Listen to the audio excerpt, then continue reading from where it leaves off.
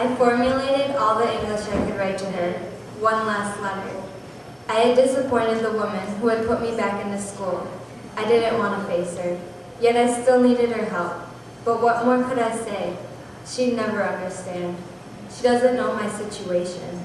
I can't stay in school. Menzie doesn't like it. And he's right. Why trust her when she's leaving? She doesn't live here. She doesn't suffer like we do. And she doesn't know what it's like to put on a face, pretending that everything's okay, when I hate myself for letting them use me.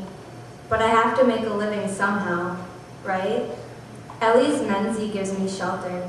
Sure, I have to give him my body for a place to sleep, but that's more than anyone else has offered me. But is this really it? Menzie tells me hope is pain. He says there's no way out now. He's right. I try going back to school, but I just can't do it. I can't pretend I'm something when I'm nothing. I'm useless and used. What choice do I have? What choice did I have to begin with? When my father died, Mother got sick. They took her to a mental hospital. So what were we supposed to do? My brother and I were stuck in the streets. At least we had each other. That is, until he got picked up and placed in a boarding home. Not only had I lost my father, my mother, but now my brother, my safety.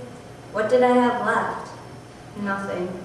No food, no shelter, no hope. I had to get money, get food to survive somehow, but what could I sell? I didn't want to. Lord, you know I didn't want to, but all I had left was my body, so I sold it. It gets old, you know. I'm sick of hearing them compliment me on my body while I sell it to them. Sometimes I wish I could have starved instead, but no. Now I'm in the cycle, and there's no way out. I have no future to hope for, so I let Menzie's alcohol ease the pain. If I can't feel the pain, I can't feel them using me, right? Yet why does it hurt my very heart every time I wake up? Is this really it? Am I really stuck in this cycle forever? I want to hope. I want out. I want to change. I want a future. But who? Who would marry a teenage prostitute?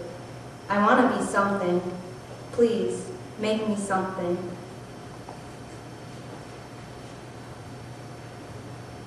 The two friends I had grown to love laughed at me when I said I was scared. They made fun of me and told me to grow up. I wanted to run away and hide, and I told them so, but they would not take no for an answer. They pushed me through the doors of the falling apart building, ironically known as Club Sun. It was a dirty shack filled with mindless drinkers. It was dark and sunless. The music pumped out techno beats, and the air was moist, as if it had just rained down alcohol. My friends and I quickly grew attention at a commotion through the door. Tinley grabbed at my waist as I lingered at the door.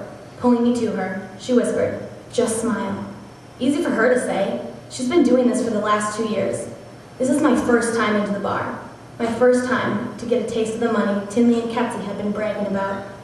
It didn't take long for a few men to approach, one immediately grabbing for Tinley. Her eyes flickered in disgust, but she pasted a giggle on her lips. Out of the corner of my eye, I saw Ketsy's chest rise in tension as she held her breath, as if she were suffocating herself. And then, as quickly as it had risen, with a prompt exhale, she breathed out, as if she were blowing her very life away. With a step forward, she greeted the group of men, closing in on us like we were sweets they craved. Before I could retreat in panic, Tinley grabbed my hand, throwing me at the hungry pack. I couldn't make out what the slurred speech was, as the tall and slender man basically spit alcohol at me. I stared back at him in disgust. Tinley must have read my frightened eyes. She threw her arm around me and laughed. "This is Nomsa. She's my younger sister. I took her along for the night. She's not used to the scene yet." Though I was actually older than Tinley, I understood what she was doing. She was giving me an out. The men's praying eyes changed slightly as they shifted their attention back to Tinley and Ketsy.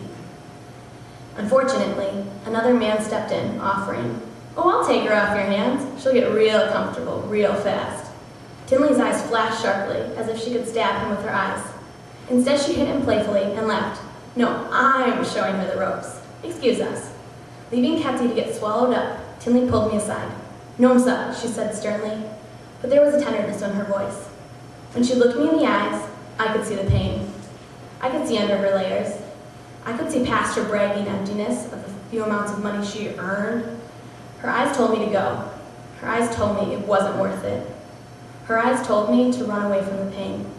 Yet she looked me in the eyes and said, "Nomsa, do you want the money or not?" I didn't answer. She sighed, "Go home, Nomsa." Tinley can be downright cruel sometimes, but I knew this was not one of them. She wanted the best for me. She wanted a life for me. She wanted me to have money, but she also wanted me to feel safe. Again, I said nothing. She shook my shoulders. "Go!" she almost yelled. "What, home?" I muttered. "Nomsa, look.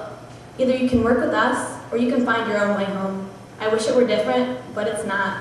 You can go home and stay out of the scene." All the bragging she had done for the past few weeks was just a show. Now I understood. But I also understood there wasn't much of a choice for me. Yes, I still did have a mother.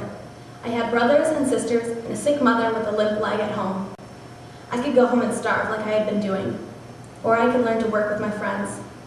Maybe I could make enough money in the few weeks here, and I could take some home.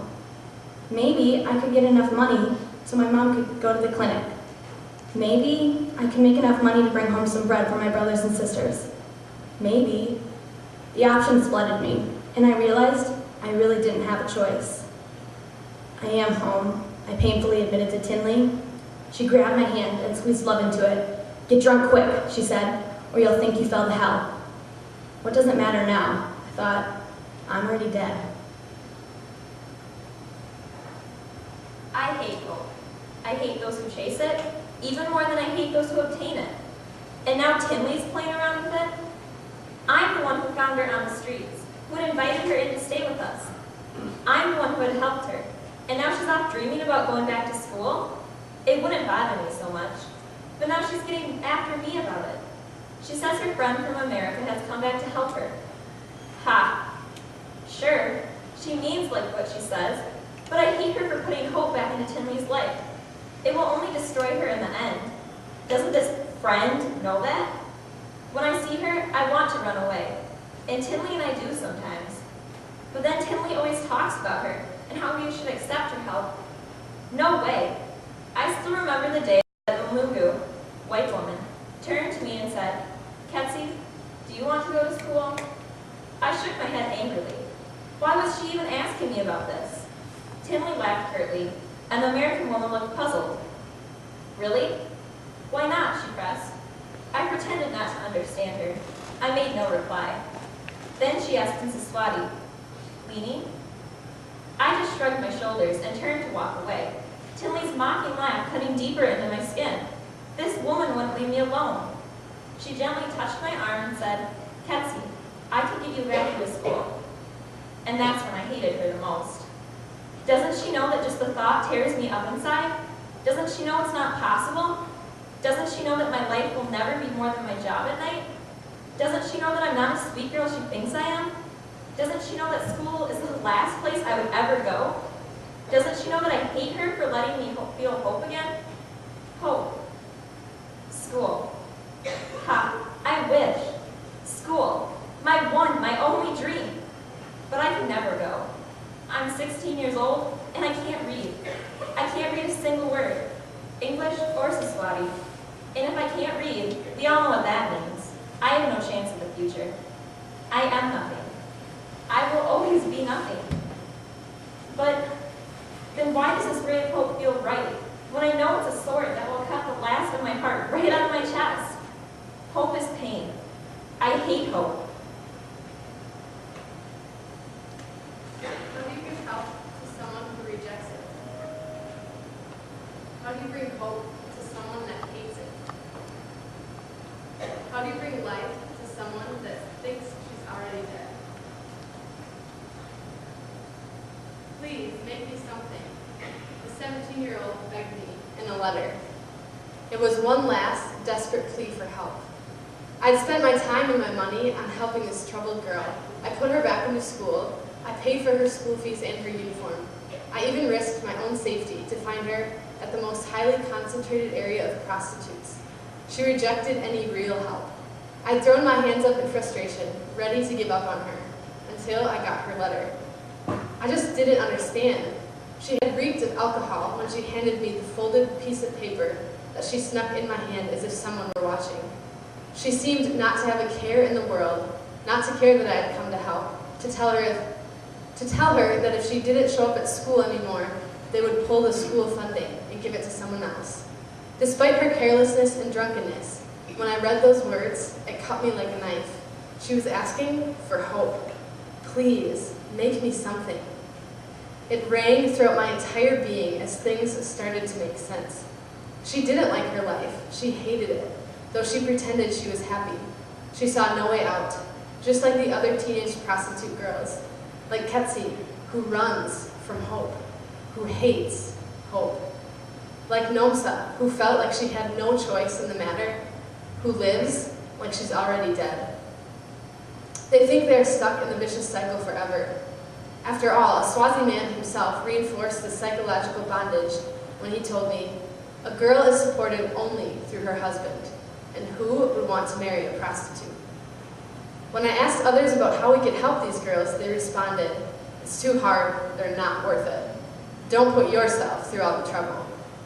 It is no wonder then that their cry is one of utter desperation. Please, make me something. Though each girl is different, their stories ask for the same thing: love. Love, it's a word we throw around like a football on Sunday afternoons. Love, it's an overused 4 letters that has lost its true power. Love, it's made into a holiday that we abuse while people around the world starve to death and they're aching for love. Mother Teresa once said, "We cannot do great things in life, only small things with great love." There is nothing we can do in this world that is bigger than love. Love changes lives. There is a young girl crying out to you for love. Does anybody hear her?